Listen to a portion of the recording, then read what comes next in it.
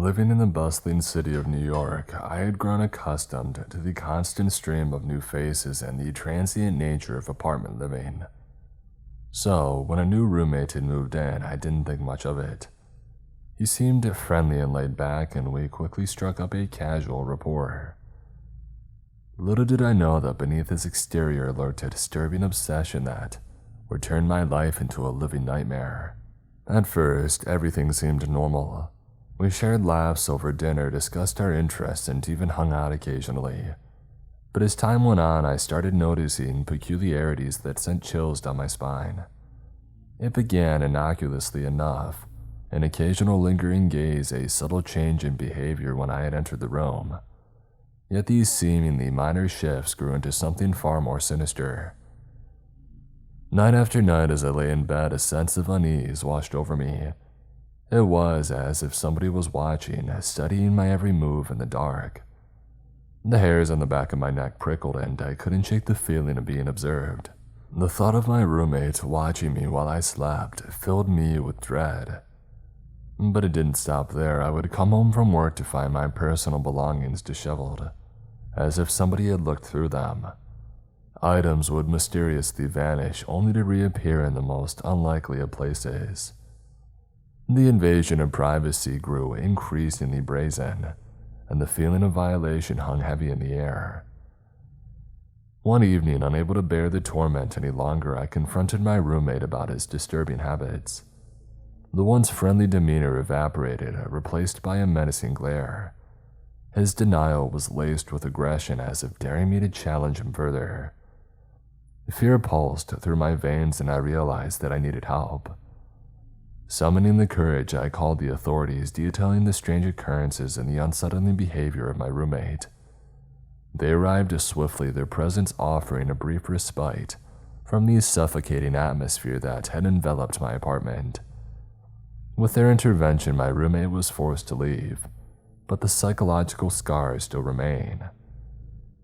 In the aftermath of the ordeal, I found myself questioning the very concept of shared living. Should I continue opening my home to strangers and exposing myself to the risks that come with cohabitation? The incident had shattered my trust and left me yearning for solitude and security. As time passed, I eventually made the difficult decision to seek a place of my own, one that I could reclaim my sense of peace and privacy. Since then, it's been so much better, and honestly, I don't see myself going back to having a roommate.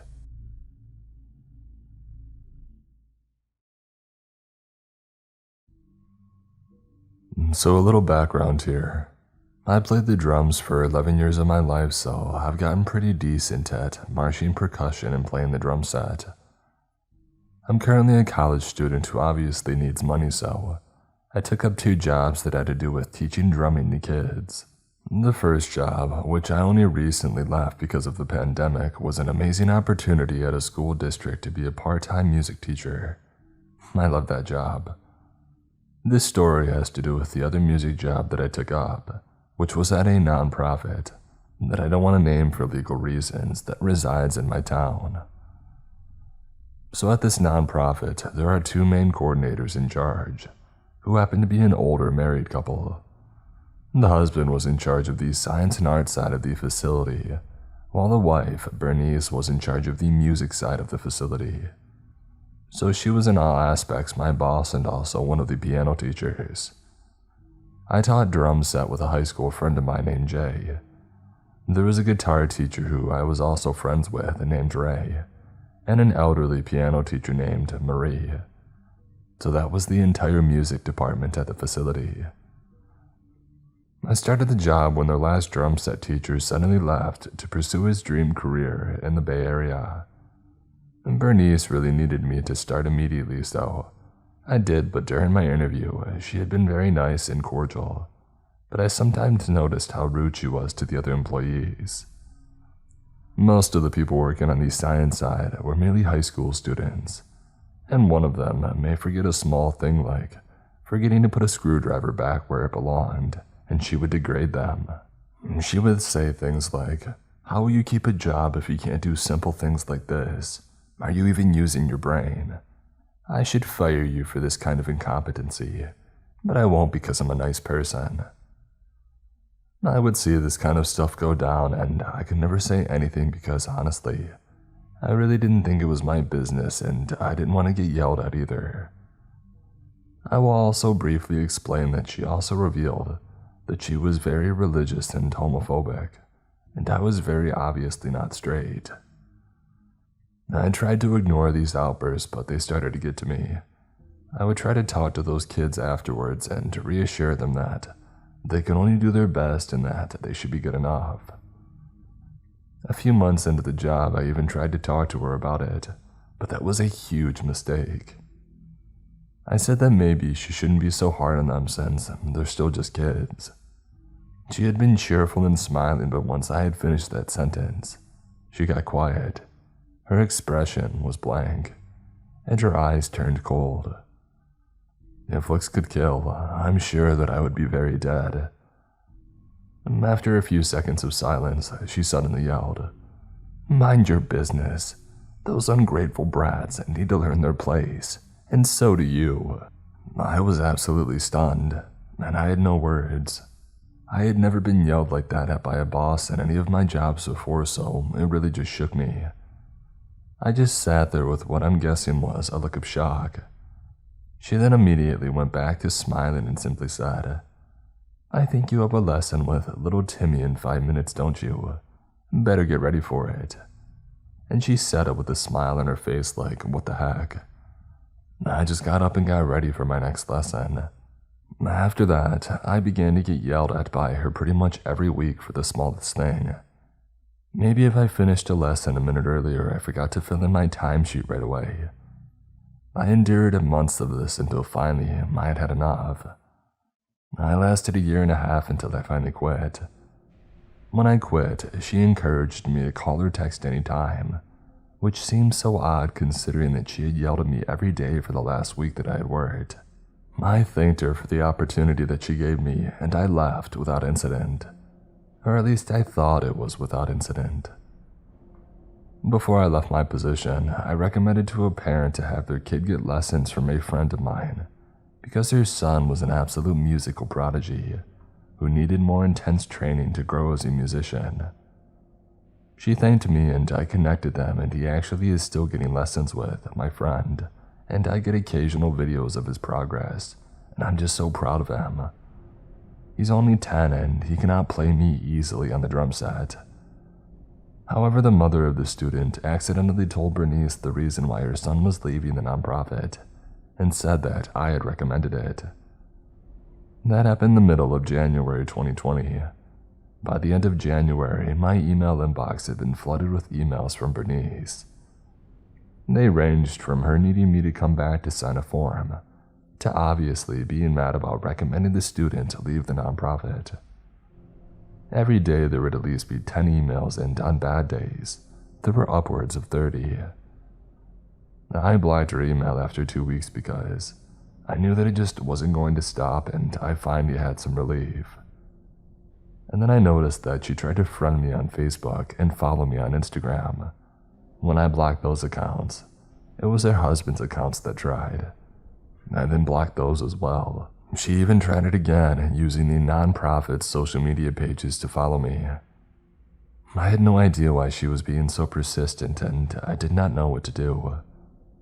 It seemed to calm down, so I thought she gave up, but a week later, I had random accounts trying to follow me on all my social media. I asked my friends that I had worked with if they could see her doing this while she was in the office. So Jay and Ray went into the office when she had a lesson, and they looked on her monitor and there was a bunch of open tabs.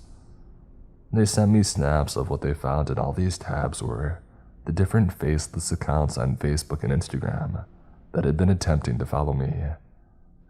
They closed them all out, and when she asked about it, they feigned ignorance and said that they had been looking for sheet music and the tabs had accidentally been closed. They said that she looked really upset, but then she suddenly asked him if they had me on social media, and they just said that they didn't know, and they tried to walk out. Before they walked out, she asked them if they would tell her what lies I had told them, and they said she didn't know what she was talking about. She got even more upset and yelled at them to stop acting stupid and to tell the truth, and they again told her that I never said anything about her or the nonprofit. She suddenly went on a whole tangent about how I was going to steal all the students and the nonprofit would have to shut down. From here, she never spoke to them again about it. But after this, I did notice that I started seeing her whenever I went to Walmart in town to get groceries and such. I'm telling you that about 8 out of 10 times that I would go, she would be there. She never spoke a word to me, but she always just kind of lurked. One day my younger sister said Bernice spoke to her while she was at the McDonald's inside the Walmart, when she went after school to grab food with friends. Luckily, my sister knew who she was, so she didn't give any information to her when she asked if she was my sister and how I was doing. My sister kindly said that she didn't know who she was and didn't feel comfortable talking to her, and then proceeded to ignore her. Bernice just smiled and then left, but my sister called me shortly afterwards and asked to be picked up from the Walmart because she rightfully felt super uncomfortable. I sped over from my college and got there within 15 minutes, and she ran out and got in the car and we sped off. As I left the parking lot, I could see Bernice's car had pulled out of a space and was following us. I knew that it was her car because I had seen it every time I went to work and it had a logo for the nonprofit on the side of it, so it was hard to miss. I realized that she had been waiting in that space to either follow my sister back to school, or in this case, follow me who had picked her up.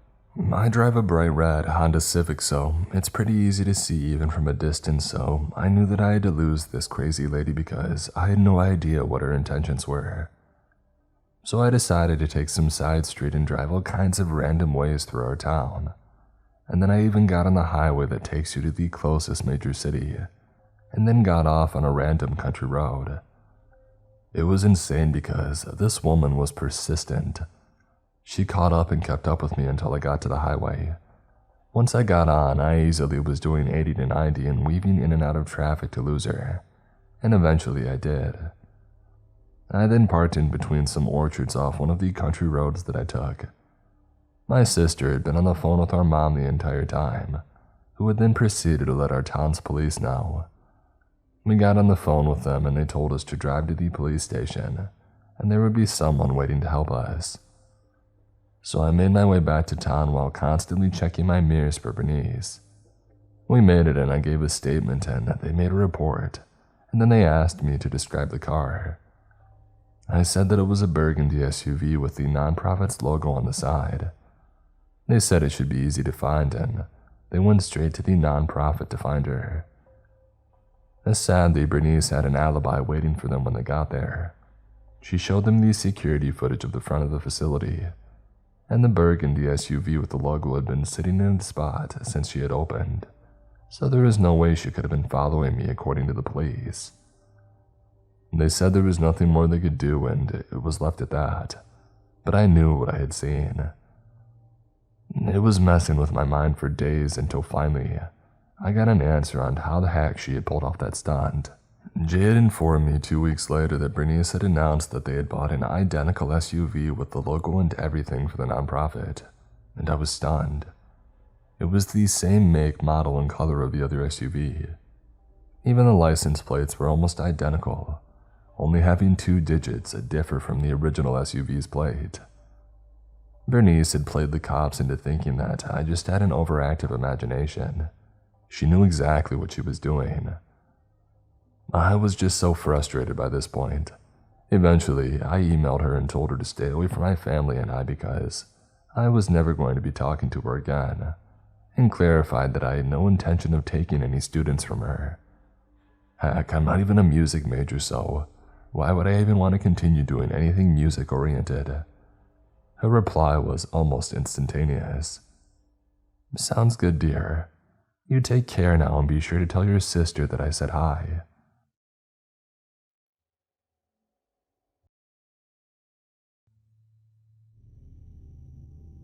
About 7 years ago, I was 20 years old, going to college and trying to make a little extra money. I picked up a job working in Flint, Michigan as a live-in caregiver for a 98-year-old woman named Lillian, who had Alzheimer's. Honestly, I wasn't trained the way that I should have been to properly care for her. I did a lot of research and I tried my best to learn everything I could to make the situation as comfortable as possible for her. Needless to say though, I did get frustrated sometimes.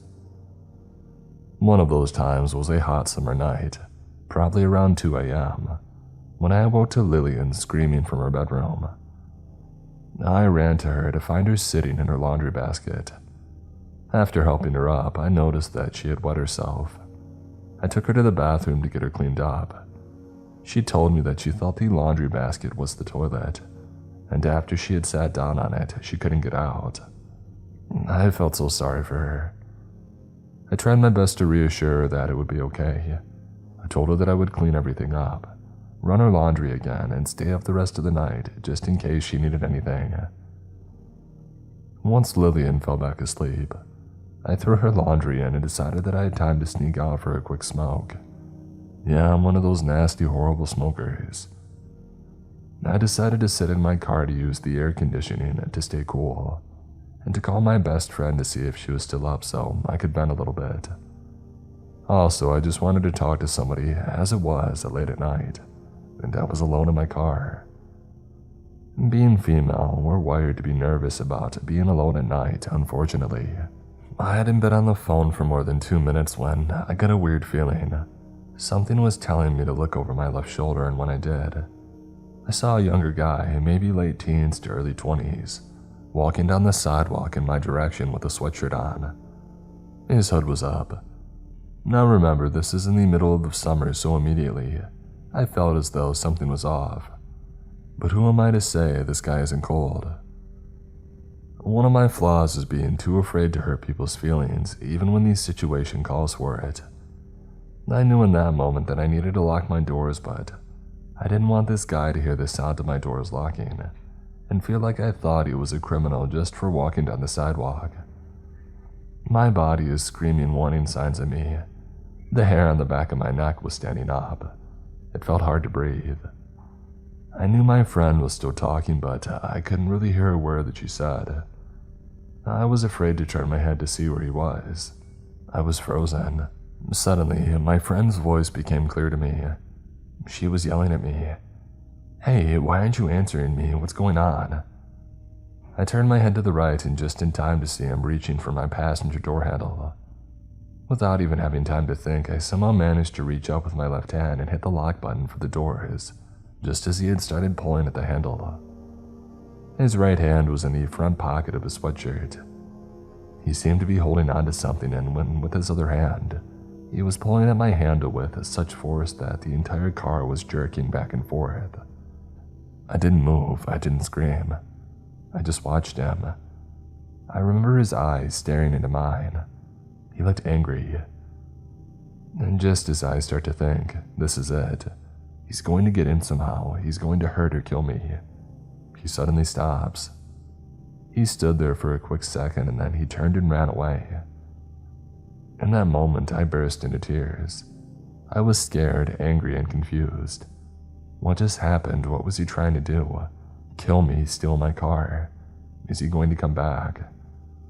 Lastly, even though I was happy about it, why did he suddenly stop and run away like that? I called 911. The dispatcher asked me if there was any way for me to leave the area. I wanted to, but then I realized, Lillian, I needed to get back in that house, but I was terrified to step foot out of my car. I took a few deep breaths and decided that I didn't have time to think about it. I needed to make sure that she was okay. I got back in the house and immediately went to her room. She was sound asleep and I felt a huge sense of relief. I took a walk through the house and checked all the doors and windows to make sure that we were safe. Everything was secure. I sat on the couch in the living room, in the dark, and I waited for the cops to come. For those of you who don't know much about Flint, this type of call is not their top priority. It took them over 4 hours to respond. At that point, obviously, there's nothing they can do. He was long gone. I still think about that night more often than I would like to admit. The what-ifs are the hardest part. All I know is I hope to never be in a situation like that again.